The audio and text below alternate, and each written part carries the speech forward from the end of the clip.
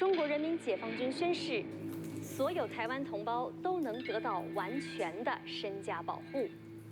当您遇见解放军，请依照以下指示行动：一、高举双手，展现您没有武装；二、请向解放军确实举报是否有台独分子藏匿。先去把妹。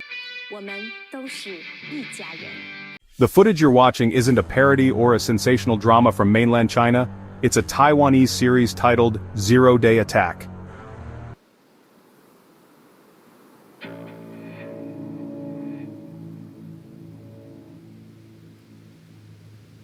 The storyline doesn't depict PLA missiles striking Taipei 101 or communist forces storming Kaohsiung port.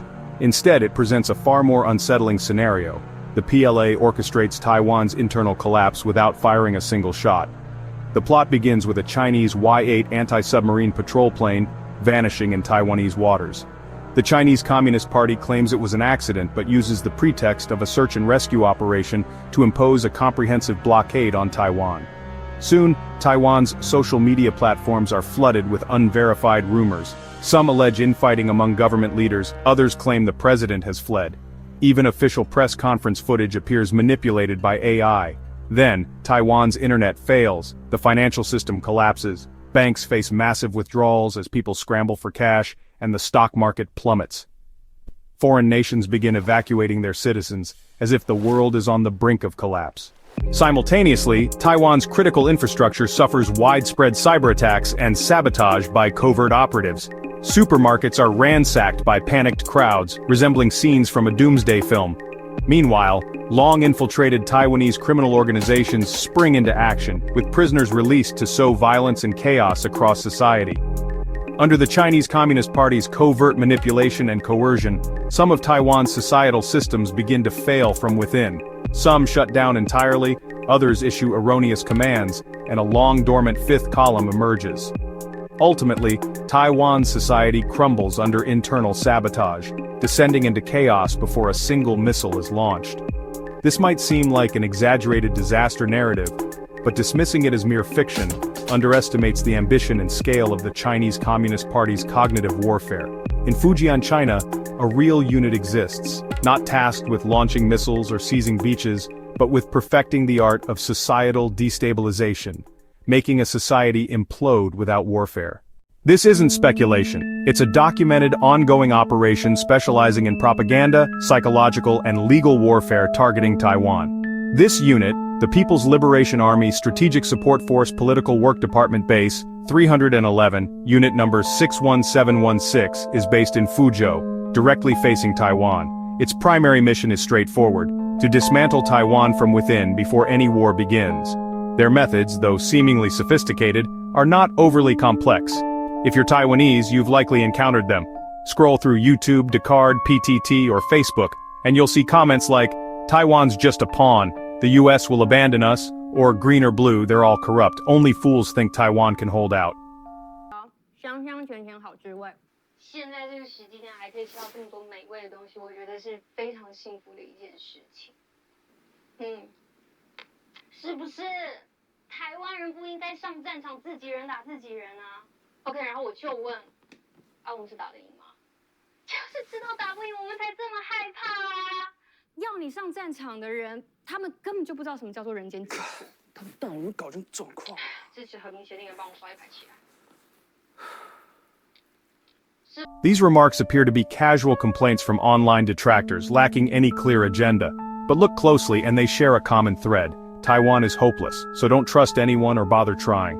You may not take these comments seriously at first, but when the same message appears 3, 30, or 300 times across platforms, in varied tones and from different sources, you might begin to question your initial instincts. That's their aim, to overwhelm you with relentless, overlapping information, until your subconscious abandons your original judgment. Consider a historical example of a nation defeated by psychological and propaganda warfare. In 1940, France boasted one of the world's strongest armies and the supposedly impregnable Maginot Line. Yet, before German forces reached Paris, France's resolve was shattered by pro-surrender propaganda.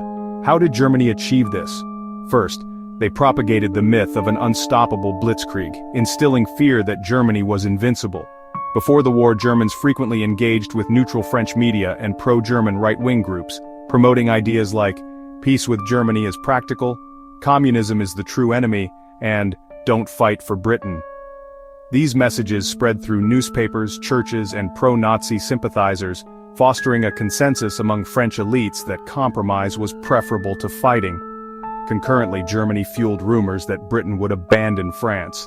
Do these tactics sound familiar? Germany's approach created a sense of inevitability, eroding the confidence of French soldiers and civilians. Before the invasion began, France's morale was broken, and its command structure was in disarray.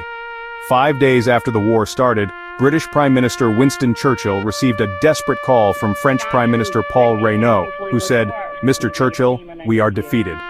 Churchill was stunned. "Reynaud, is this a joke?" France possessed the world's strongest defensive fortifications, with the Maginot Line built over a decade at immense cost. Yet France collapsed before the battle truly began. In that call, Reynaud was despondent, unmoved by Churchill's encouragement. Doubting the severity, Churchill flew to Paris and discovered the French government preparing to flee. He sought out General Maurice Gamelin, France's top military commander, to ask when a counterattack would begin. Gamelin only shook his head in despair. Churchill later wrote that this visit to France was the most shocking moment of his life. Low morale spread rapidly through the French army, preventing any meaningful offense or defense. Within 6 weeks, France fell from a global power to a government in exile. Historians later identified the cause. France was consumed by internal divisions, becoming a battleground of ideologies. Left and right factions attacked each other, preventing national unity against external threats. National interests were ignored. Does this resonate with Taiwan today? Isn't Taiwan also a battleground of ideologies? Pro-unification and pro-independence factions clash, and during elections, unification versus independence often overshadows issues like the economy or national welfare. If history offers a lesson and Taiwan mirrors France's plight, hasn't the Chinese Communist Party already succeeded? They don't need outright betrayal, just for you to believe Taiwan isn't worth trusting or defending. That's the core of their cognitive warfare strategy. So what is the fifth column in reality? To understand, we must trace its origins. In 1936, during the Spanish Civil War, fascist General Emilio Mola led 4 army columns to encircle Madrid. When asked which would enter the city first, Mola replied, "The fifth column is already inside." This coined the term fifth column. His words, without violence, triggered chaos. Neighbors turned on each other, the military grew paranoid, and the government arrested its own citizens. By the time Mola's forces attacked, Madrid had already collapsed internally. You might assume Taiwan's fifth column consists of Chinese spies or traitors planted by the Communist Party. That's not entirely wrong, but it's overly simplistic. The true fifth column isn't always a person or a party. It's a process, an unfolding effect. Studies show that true surrenderists or ardent pro-China unificationists are a small minority in Taiwan. Even those willingly aiding online cognitive warfare are not mainstream. Yet fifth column-like voices online are disproportionately loud. Why? Surprisingly, these voices often come from opposition party supporters, mislabeled as the fifth column when criticizing the ruling party. Their frustration, when it boils over, fuels societal division. It's common for opposition supporters to resent the ruling party, just as it's common for ruling party supporters to label critics as pro-China. Neither side is the fifth column, but the Chinese Communist Party manipulates both to believe the other is, deepening Taiwan's societal rift. As this conflict escalates and slogans like, "Resist China, protect Taiwan" become politically correct, a familiar pattern emerges. Like in any society, political correctness can overreach. The true fifth column, planted by the Communist Party, hides within this dynamic, posing as ruling party critics or claiming to be unfairly targeted while professing loyalty to Taiwan. Imagine the game Among Us. When everyone's paranoid about the imposter, both sides can lose perspective.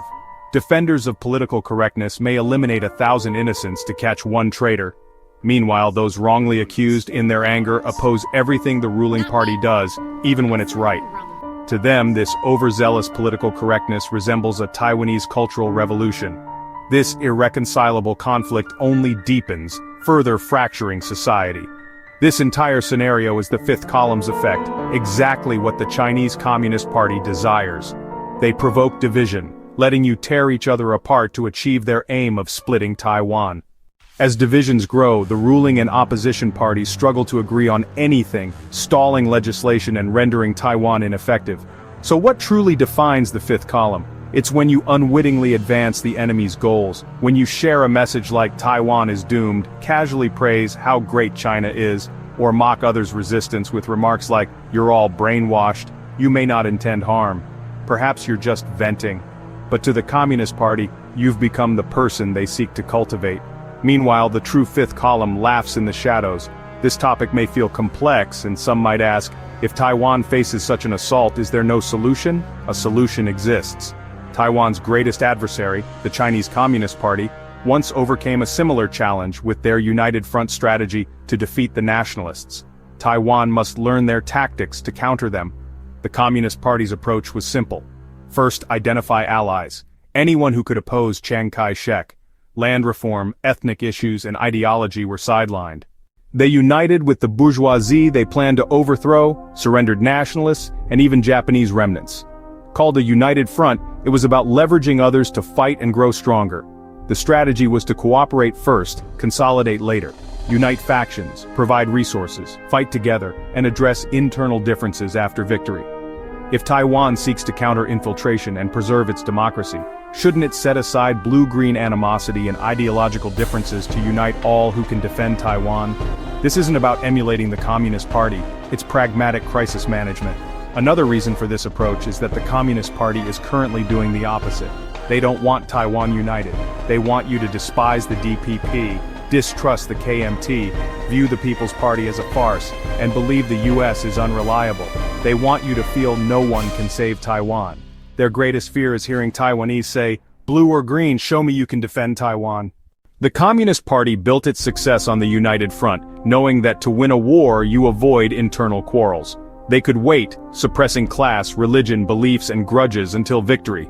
Meanwhile, we exhaust ourselves with infighting and labeling, sidelining potential allies before the battle begins.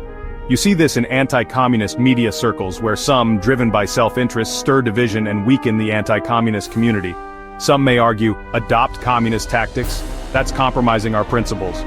To those prioritizing moral purity I say, you believe you're safeguarding democracy, but by refusing to align with those who differ, you're aiding the Communist Party in eliminating their opponents. This obsession with ideological purity is the poison they hope Taiwan never relinquishes. If you found this video insightful, please give it a thumbs up, share it with others, and hit that subscribe button to stay updated. See you in the next video.